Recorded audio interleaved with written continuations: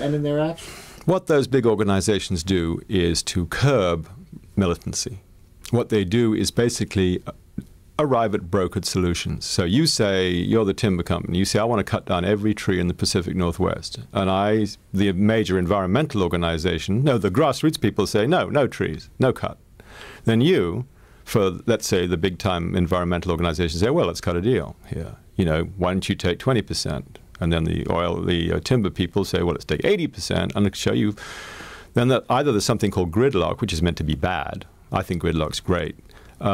In which nothing happens, or you finally settle on 50-50. So now you've lost 50% of the forest. You, the major organization, can now send out your mailing saying, hey, we saved it. And it comes down to the end that we just caught the wildlife president, you know, of the Wilderness Society. That's, by the way, you're the optimist who says we just saved 50% of the forest. Yeah, but we've been saving 50% in diminishing increments for 50 years, and now there's 5% left. What's the half-life of the forest? Yeah. But you mentioned the timber industry, and what about this Unabomber, right? We're talking about where the left and right meet in the anti-government sphere. He seems to come from your neck of the woods in Northern California, and seems to be a creature of the far left in some sense. Did you see his letter in the New York Times today? I got some glimpses of it as I was running around this morning. It's astounding, and part of this could have been written by Mr. McVeigh. I mean, let me just read this. We have nothing against universities or scholars as such. All the university people whom we have attacked have been specialists in technical fields. We consider certain areas of applied psychology, such as behavior modification, to be technical fields.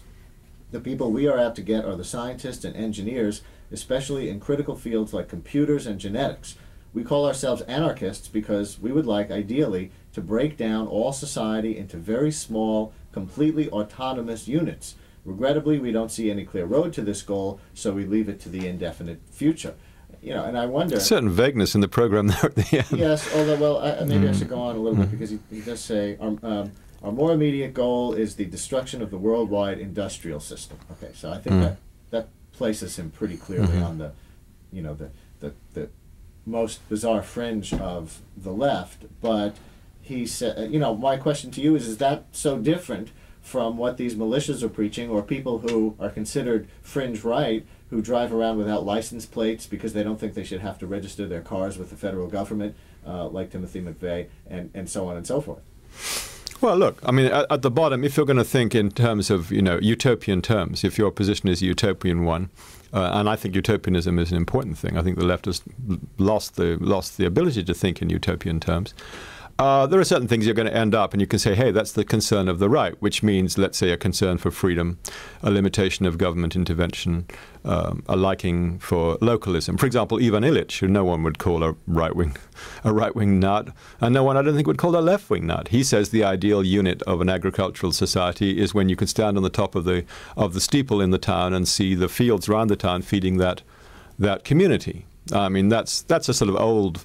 The vision of localism is a very old one, and I think it's a very good one, by the way. So time and again, you can say to people who are resenting regulation or trying to get government off their backs, you know, left and right share a theme, or you can just say this is basic common sense.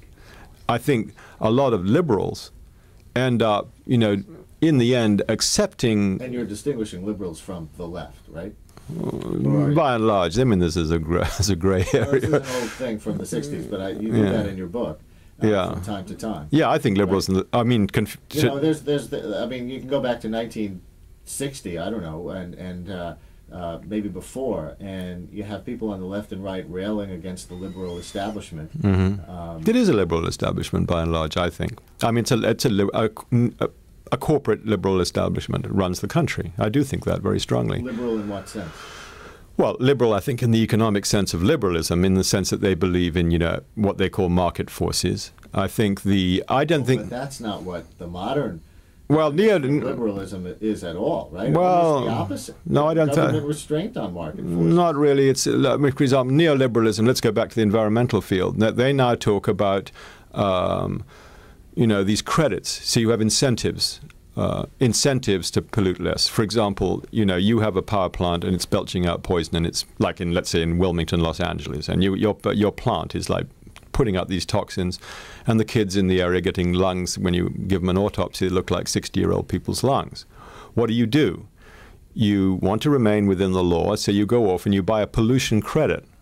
This is what's happening, you know. And you buy the pollution credit from another power company that's in some cleaner area, usually inhabited by richer people. Right. You buy that credit, and you now are within the law, although the kids on your block are being poisoned just the same as they were before. Now, that's a totally neoliberal idea. In fact, it was devised by Judge Breyer, who now on the Supreme Court bench, when he was in Senator Kennedy's office in the late 70s. Now, that's liberalism for you.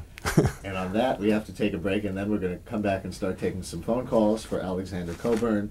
Many people are already calling up, and we may have one or two lines still available at 212-267-WNYC, 267-9692. His new book, how do you say this, by the way?